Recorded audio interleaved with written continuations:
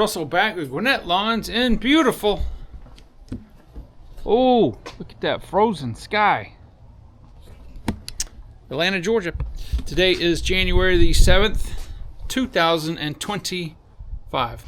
So it is about 22 degrees here at the house. And every morning it's going to be in the low 20s. We may get some snow and sleet Friday and Saturday. Don't know. But as you guys have probably seen before in some of my videos, the mowers will have absolutely no chance of starting in this weather. So you see this right here? Let me show you. See, it says 51.4 degrees. So I thought about yesterday, I need to get some heat in that box. So I went to Walmart and bought me an electric, just a 1500 watt electric heater, and I turned it on here about 6 a.m., which is about two and a half hours ago, and got my HVAC wireless probe here, but I just got this blowing on the engine and it's nice and warm. So it raised the box temperature in here is like 51 degrees. So let's see if this mower will start. Oh yeah.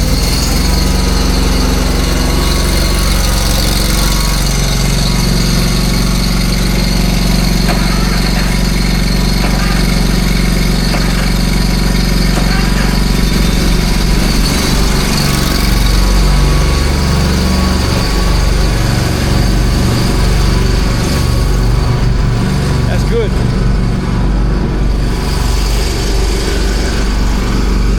Now I did not think that this little heater, this is just a space heater. I think this thing costs like 16 bucks at Walmart. They don't sell heaters more than 1500 watts, apparently. Not for like residential use.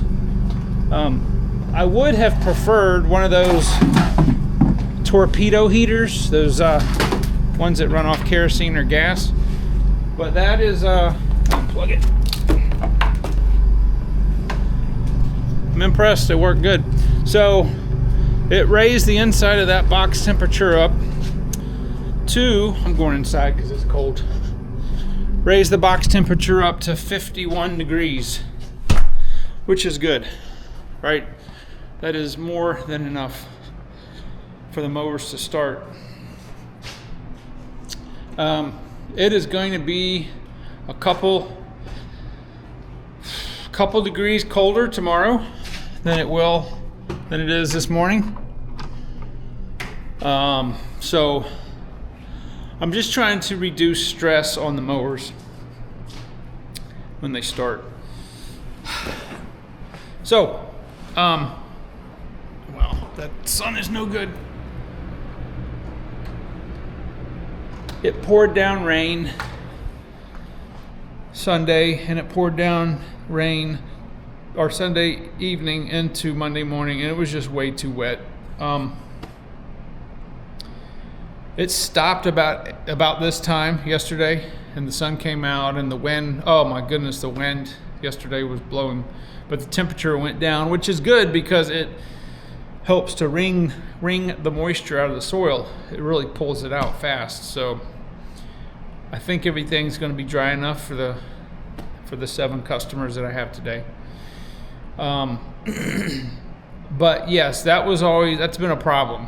So you guys have seen my other videos where I've used heat guns and stuff like that, and I think that is going to be effective as long as I can put the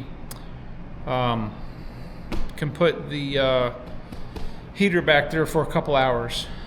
And I was surprised that it raised the inside of that box to 51 degrees. So I'm very impressed with it. But yes, I would like to find a torpedo heater. That way it would, I could get the temperature up in there probably within less than 10 minutes. It'd probably be in the 70s in there. But you can, if you've got an enclosed trailer, or if you've got a place where, you've got electricity and you can do that, something like that. It will definitely save wear and tear on the mower, especially on the starter and the battery, because this weather is harsh. And probably most people aren't doing well. We're not cutting grass for sure, but we're doing all these yards that I'm doing this week were yards that that were on the schedule for Christmas week. So I'm behind because of Thanksgiving, and then I'm behind because of Christmas, and then behind because it'll rain here, rain this day. So it's all right, because this is the last service until March for everybody this week, probably except for maybe one. So anyway, what I would like to know is, what kind of temperatures are you guys having trouble, or does the mower that you're using have trouble starting in? If it's in the mid 30s, the mowers are fine, even up to about freezing. But I use 2050 oil, and I was looking in the manual, and I could actually have used 1030 engine oil in there, which probably would let the engine spin over a little faster because it's so cold. You can use that in the Kawasaki's in low temperatures.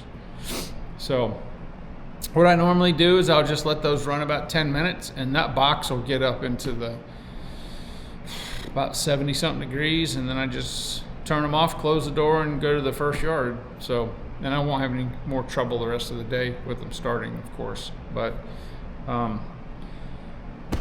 so I was supposed to, the grasshopper rep was supposed to call me yesterday to set up the day for the demo, and I didn't hear from him at all. So I'm also looking at maybe Bad Boy, like the Revolt stand-up mower. Their pricing is much better. They're about $3,000 less than, say, like a 54 Revolt. And it's got the Kawasaki 730, whereas the Wright has the 850, and it's got the Hydro Gear, I think, 3400s. And of course the Wright's got 4400s. I compare everything to the Wright just because I like that mower so much, but like the Hustler Super S, it had the Kawasaki 850, and that's a great engine. I love that engine. But a 730 on a 48, I'm kind of thinking now maybe a 48 inch instead of a 54, just because they use the exact same blades as the Trim Stars, and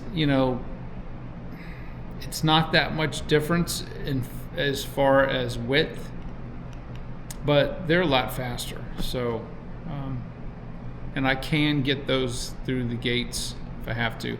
I'm trying to avoid having to get a 36-inch mower because I don't want to. I've got about 5 customers that I have to use the push mower in the backyard, so I'm trying to work through that.